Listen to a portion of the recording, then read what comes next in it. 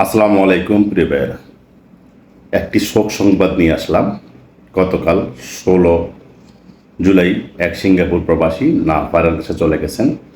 বাইটির নাম রিপন মজুমদার এবং বাইটির গ্রামের নাম হলো হাসানপুর, পোস্ট অফিস নয়াহাট, থানা বেগমগঞ্জ, নোয়াখালী।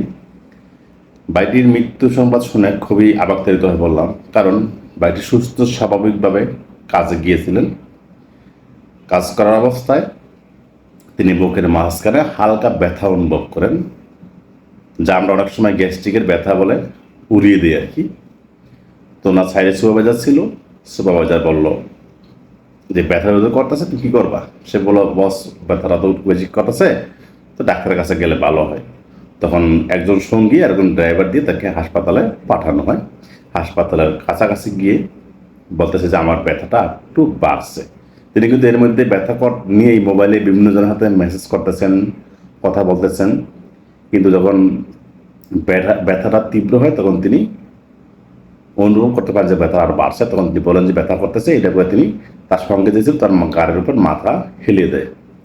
তখন তারা দ্রুত হাসপাতালে গেলে সেখানে চিৎকার মারে। তখন ডাক্তার নার্সরা দৌড়ে এসে তাকে ইমার্জেন্সিতে নিয়ে যায় এবং ডাক্তাররা সব কিছু চেক করে বলে যে না, সে আর নাই, সে অপারে চলে গেছে। আসলে এরকম মৃত্যু সংবাদ শুনলে খুবই খারাপ লাগে। আমরা অনেক সময় অনেক কিছু করে থাকি, অনেক অপরাধ করে থাকি, একটু চিন্তা করি না যে আমাদের মৃত্যু হঠাৎ করে এভাবে এসে পড়বে, আমাদেরকে নিয়ে যাবে না অপরাধ এসে। রিপন মজুমদার ভাইয়ের পরে পারিবারিক কথা শুনে আর বেশি খারাপ লাগলো। তিনি যমজ সন্তানের বাবা। তার দুটি সন্তান আছে, 1.5 বছরের যমজ সন্তান। তার সন্তান দুটি এখনও তার পিতাকে দেখতে পারেনি। তিনিও স্বপ্ন পূরণ করার জন্য পড়েছিলেন যে কিছু একটা করে তারপর দেশে যাব। স্বপ্ন পূরণ করা হয় না, এর আগে তিনি না ফেরা দেশে চলে গেলেন। রিপন মজুমদার ভাইয়ের যে সহকর্মী আছে তাদের একজন আমাকে কল দিয়ে বললো যে রিপন ভাই সবসময় আপনার ভিডিওগুলো দেখতেন আর আপনার প্রশংসা করতেন, আপনার খুব বক্ত ছিল এবং আমাদের সবাইকে আপনার যে তথ্যগুলো শেয়ার করতেন এই তথ্যগুলো আমাদের সাথে উনি শেয়ার করতেন। যেহেতু উনি সাইট সুপারভাইজার ছিলেন এবং ভালো একটা ড্রাইভার ছিলেন, তিনি আপনার ভিডিওগুলো শুনে যদি তথ্য শেয়ার করতেন না, তথ্যগুলো আমাদের সাথে শেয়ার করতেন। শিখুন ভাই এটা বলছে, শিখুন ভাই এটা বলছে। শোনার বেশি খারাপ লাগে। আসলে এই মানুষগুলো, ভালো মানুষগুলো হঠাৎ করে আমাদের কাছ থেকে নাই হয়ে যায়। প্রিয় ভাইয়েরা, আমরা হয়তো আজকে এবং আপনার সাথে কথা বলছি, আমিও না থাকতে পারি।